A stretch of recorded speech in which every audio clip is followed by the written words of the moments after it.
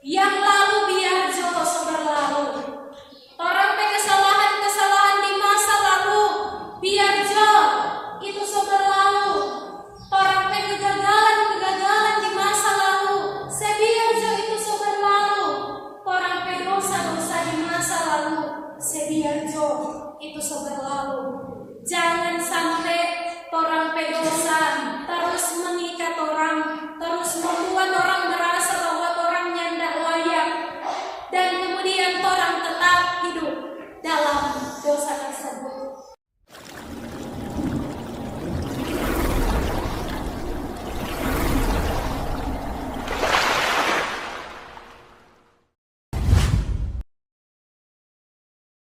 Salam sejahtera untuk kita semua, shalom. Damai di hati. Terpujilah Tuhan kita Yesus Kristus. Besar kebaikannya dalam kehidupan torang semua sampai saat ini. Torang sungguh dimampukan oleh Tuhan untuk dapat menjalani kehidupan yang Tuhan berikan, yang Tuhan percayakan bagi kita sekalian. Nah, saudara-saudara yang dikasihi dan diberkati oleh Tuhan kita Yesus Kristus, torang tahu oksigen yang biasa torang hirup itu tidak bisa torang lihat, tetapi torang tidak bisa hidup tanpa oksigen tersebut. Demikian juga dengan Tuhan. Torang mungkin yang tidak bisa melihat secara fisik, tetapi kalau torang hidup tanpa Tuhan, torang tidak akan bisa, torang tidak akan mampu. Ketika dikatakan bahwa Yesus adalah Tuhan, banyak orang yang tidak percaya. Bahkan mungkin para murid juga saat itu sempat ragu, kurang percaya. Tetapi kemudian peristiwa Yesus bangkit dari antara orang mati membuat kemudian banyak orang, juga para murid, menjadi percaya dan yakin bahwa Yesus adalah Tuhan. Nah, Yohanes adalah salah satu murid Yesus yang sangat dikasihinya. Yohanes ini menulis kitab yang torang baca saat ini, dan tujuan Yohanes menulis kitab ini adalah sebagai satu kesaksian yang hendak menyatakan bahwa Yesus Kristus benar adalah Tuhan, agar supaya semakin banyak orang percaya bahwa Dia merupakan Mesias, anak Allah yang hidup, yang dimana jika kita percaya kepadanya maka kita akan memperoleh kehidupan kekal di dalamnya. Nah, saudara-saudara, bagian bacaan kita di saat ini dalam kitab Yohanes pasal 21 ayat 1 sampai dengan 14 adalah satu bentuk pernyataan, satu bentuk kesaksian daripada Yohanes yang menyatakan bahwa Yesus itu adalah Tuhan. Atau bacaan saat ini membuktikan bahwa Yesus Kristus benar adalah Tuhan. Dikisahkan di Danau Tiberias, dikatakan dalam bacaan kita di saat ini, di mana di Danau Tiberias ini Yesus menampakkan diri kepada beberapa muridnya, dan dikatakan ini adalah penampakan ketiga kalinya kepada murid-muridnya. Saat Yesus menampakkan diri di Danau Tiberias ini, para murid tidak mengenali Dia. Entah apa yang membuat dorang tidak mengenali Yesus saat itu. Entah karena penampilan Yesus yang sudah berubah, atau karena keadaan mereka saat itu yang sedang lelah, yang sedang kecewa, Oleh karena semalaman dorang mencari ikan tidak dapat apa-apa. Nah, saudara-saudara, ini Danau Tiberias dikenal dengan beberapa nama. Ada yang menyebut danau ini sebagai Danau Galilea, ada yang menyebut danau ini sebagai Danau Genesaret, dan dalam Perjanjian Lama, orang akan menemui kata Danau Kineret yang juga menunjuk pada Danau Tiberias ini. Pada saat di Danau Tiberias, ketika Yesus menampakkan dirinya, orang mungkin bisa membayangkan, ini murid sesatu malam ada bacari ikan. Marnya ndak ada satupun yang dorang dapat. Jadi orang so bisa bayangkan bagaimana keadaan murid saat itu. Mungkin karena kegagalan yang dorang terima saat itu membuat dorang kecewa, membuat dorang sedih, membuat dorang ingin menyerah. Sama seperti orang. Jika orang gagal dalam melakukan sesuatu, pasti orang akan merasa sedih. Pasti orang akan merasa kecewa. Dan mungkin orang akan jadi sangat sensitif. Orang sementara gagal, kong ada orang yang bertanya pada orang, bisa jadi orang terpancing, terang emosi, orang menjawab dengan marah-marah. Tetapi satu hal yang luar biasa yang ditunjukkan oleh para murid dalam bacaan kita di saat ini, sekalipun mereka mungkin dalam keadaan yang sangat lelah, dalam keadaan yang sangat kecewa, namun ketika Yesus bertanya kepada mereka dalam ayat yang kelima, Yesus katakan, "Hai anak-anak, apakah kamu punya ikan?" Yesus seolah bertanya, "Hai anak-anak, apakah perjuanganmu semalaman menghasilkan sesuatu yang kamu harapkan?" Para murid mereka menjawab, tidak ada ikan pada kami. Dan tidak ditulis saat itu mereka menjawab dengan keadaan yang marah-marah. Itu berarti walau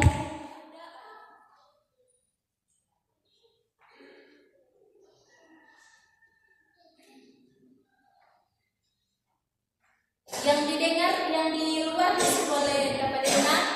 Masih? Nah, itu berarti saudara-saudara, walaupun keadaan para murid sedang kecewa, tetapi mereka masih bisa berkomunikasi dengan baik. Benar lagi dapat dengar di luar? Mantap. Saudara-saudara, apa kira-kira yang menyebabkan ini murid-murid kemudian bisa menjawab pertanyaan Yesus dengan santai? Nah, orang mendapatkan jawabannya di ayat 5 ini. Hai anak-anak, Yesus menyapa mereka dengan sapaan, hai anak-anak. Kalau orang baca dalam bahasa Yunani, kata yang digunakan Yesus ini adalah paidia. Ini adalah kata yang dikatakan kepada anak-anak muda atau anak-anak kecil, seperti seorang bapak menyapa anaknya dengan penuh kasih sayang. Jadi ketika Yesus menyapa murid-murid ini di Danau Tiberias ini, dia menyapa para murid dengan keadaan atau dengan penuh kasih sayang yang membuat para murid ini pun, sekalipun dorang lelah, sekalipun dorang mungkin satu malam ada berjuang dan tidak menghasilkan apa-apa, maka dorang mendapatkan satu kekuatan yang memampukan dorang untuk menjawab pertanyaan Yesus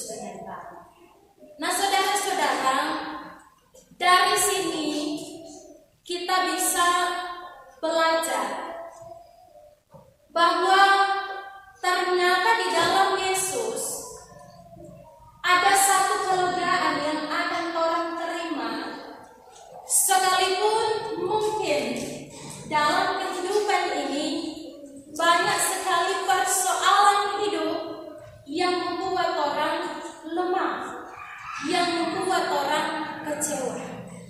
Ternyata di dalam Yesus orang akan selalu disapa dengan penuh kasih sayang.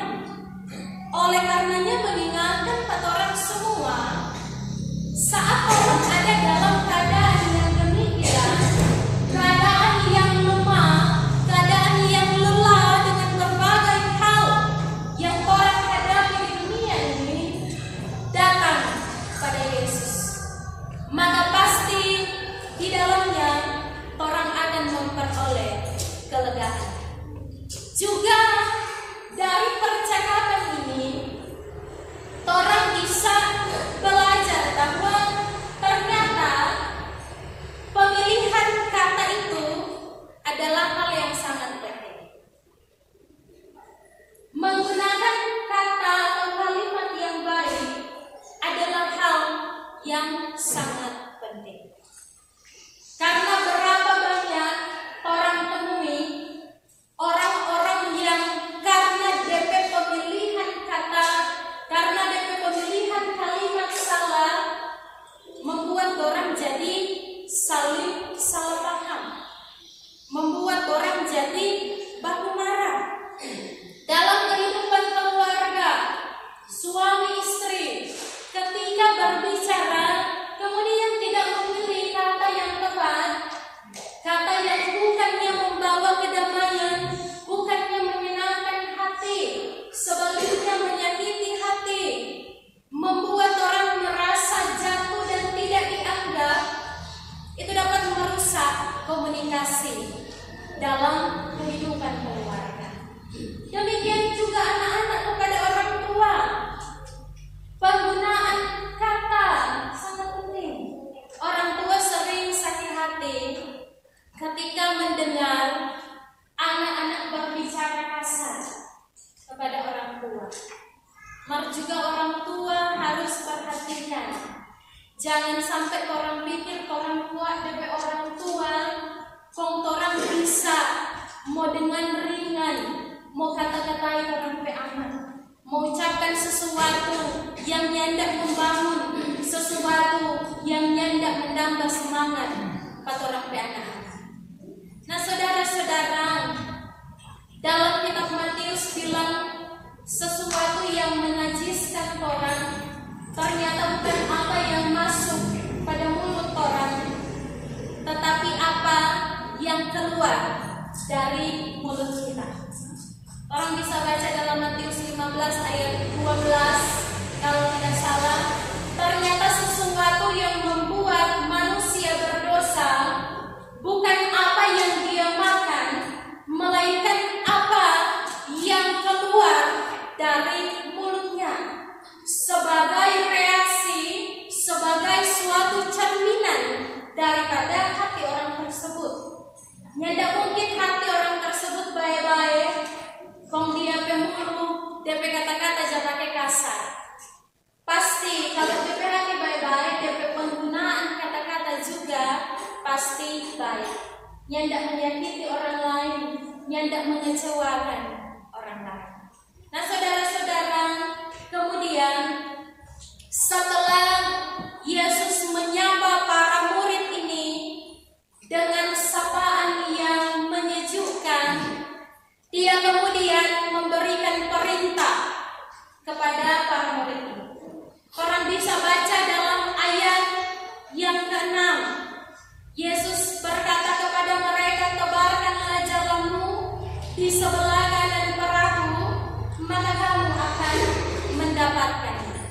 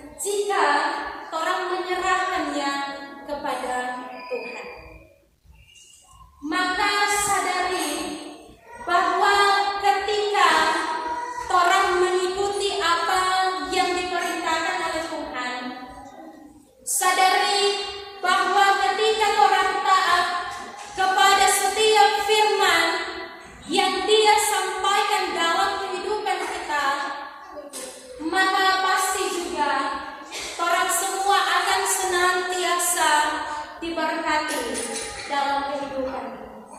Maka orang juga pasti akan senantiasa dimampukan. Di dalam Yesus apa yang nyata mungkin bagi manusia, sungguh sangat mungkin bagi dia. Maka tetap bersandar kepada dia, tetap datang kepada dia, berseru, berserah kepada Yesus. Dia tak akan sekalipun mengabaikan atau meninggalkan kita umatnya. Nah, saudara-saudara yang dikasihi dan diberkati oleh Tuhan kita Yesus Kristus, orang semua pasti menginginkan agar supaya kehidupan orang diberkati. Tidak ada satupun manusia yang mau DP hidup hendak diberkati oleh Tuhan. Jawaban sudah ada, sudah tersedia, yakni datang kepada Dia sebagai sumber berkat kita. Tinggal persoalannya ialah apakah orang mau datang kepada Dia atau tidak. Persoalannya adalah apakah orang mau merendahkan diri, menyadari bahwa kehidupan kita ini memang penuh dengan kekurangan dan orang tidak akan bisa jika mengandalkan diri sendiri. Maka jika orang menyadari hal tersebut, jika orang tunduk pada perintah Tuhan, pasti orang hidup akan diberkati oleh Tuhan.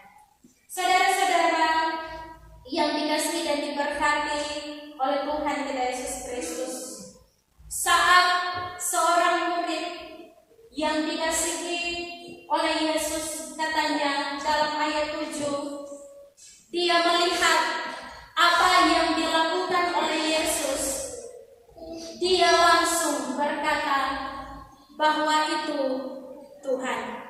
Sebuah pengakuan yang muncul dari murid Yesus ketika dia melihat mujizat yang dilakukan oleh Yesus.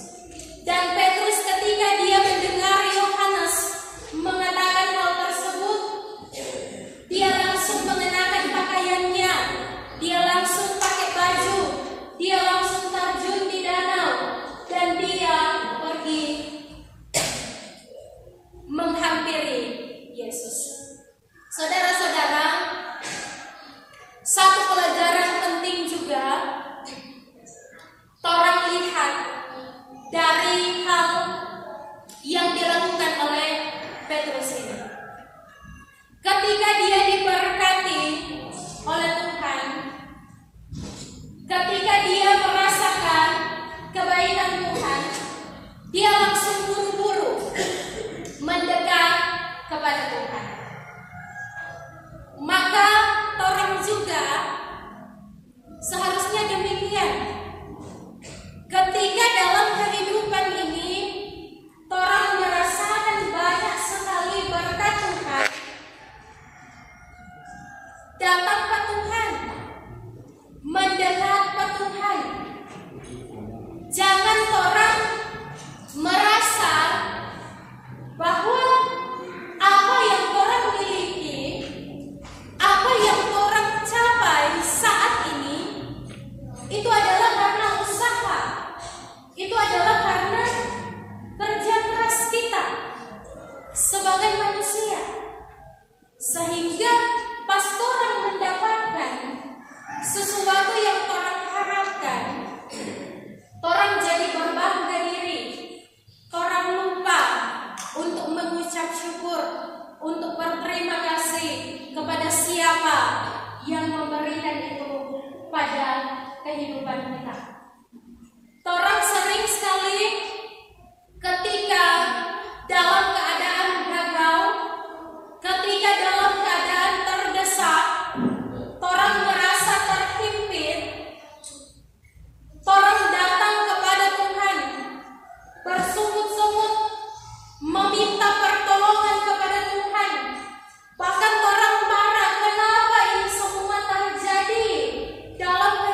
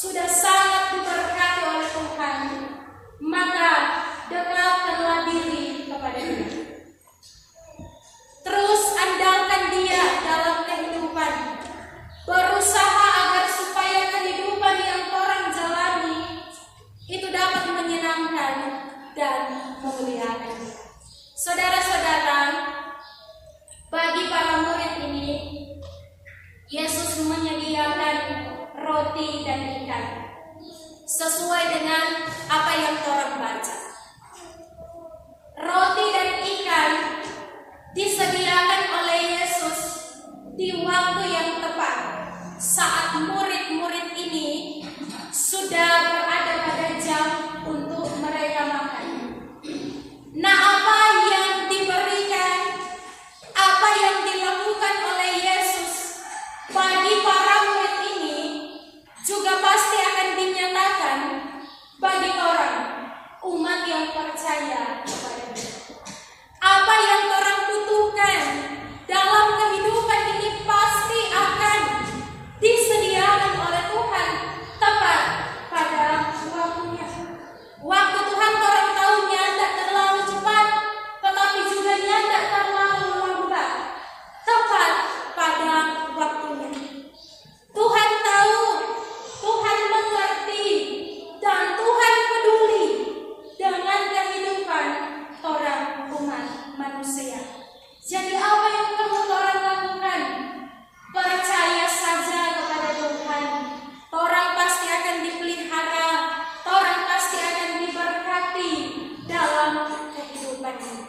Saudara-saudara, bacaan kita di saat ini atau perenungan kita di saat ini merupakan satu bukti bahwa Yesus Kristus benar adalah Tuhan. Dia menampakkan diri kepada banyak orang. Dia melakukan mujizat di hadapan banyak orang.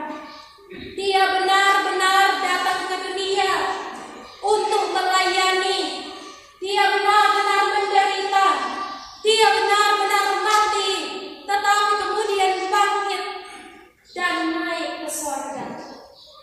Oleh karenanya, apa yang bisa orang pelajari dari bacaan kita di saat ini?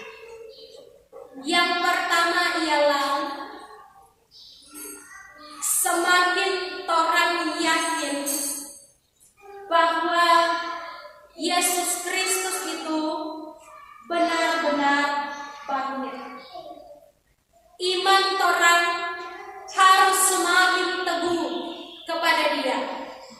Sekalipun banyak sekali perkataan manusia, perkataan dunia yang menyangkal tentang kebangkitan Yesus, jangan sampai orang beriman juga menjadi goyah. Tetapi semakin teguhlah dalam iman harap percaya kepada Dia. Semakin tekunlah orang untuk melakukan perkara-perkara rohani yang Tuhan kehendaki untuk orang lakukan dalam kehidupan ini. Orang yakin, orang percaya dengan iman bahwa di dalam Yesus orang akan memperoleh kehidupan kekal. Orang percaya bahwa di dalam Yesus ada kebangkitan setelah kematian, sehingga membuat orang nyanda akan takut, nyanda akan gentar untuk menghadapi apapun tantangan di dunia ini. Sekalipun maut, orang tidak akan takut, karena satu hal yang orang tahu bahwa di dalam Dia pasti ada kebangkitan. Rasul Paulus bilang, bagiku hidup adalah Kristus dan mati adalah keuntungan. Jadi ketika saat ini orang masih hidup, ketika saat ini orang masih diberikan waktu dan kesempatan, hiduplah bagi Allah. Dan jika nanti kita tiba pada waktu kita, jika nanti orang akan menghadapi kematian, maka orang patut bersyukur karena itu adalah suatu keuntungan yang dimana orang akan menikmati kebangkitan bersama dengan Tuhan. Kemudian hal yang kedua ialah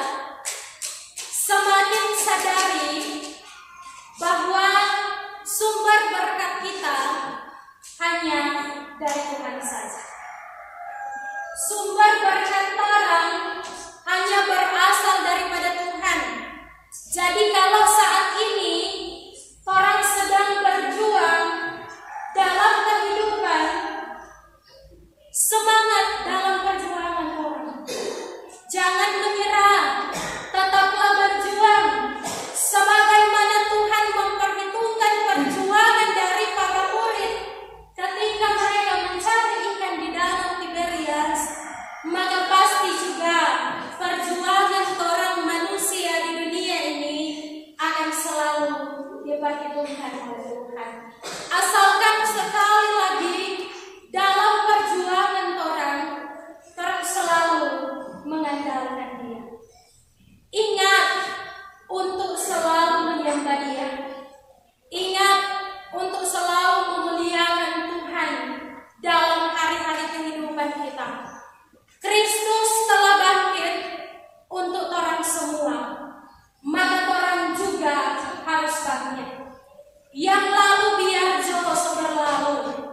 Orang kesalahan-kesalahan di masa lalu biar jauh itu berlalu. Orang kegagalan-kegagalan di masa lalu sebiar jauh itu berlalu. Orang dosa-dosa di masa lalu sebiar jauh itu berlalu. Jangan sampai orang pedosa terus mengikat orang, terus membuat orang merasa bahwa orangnya tidak layak, dan kemudian orang tetap hidup dalam dosa tersebut.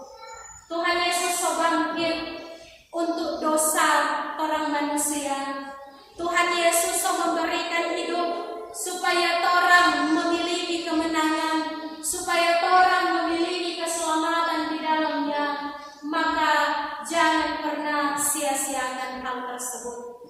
Yakin dan percaya kehidupan kita ke depan itu aman dalam kendalinya Tuhan.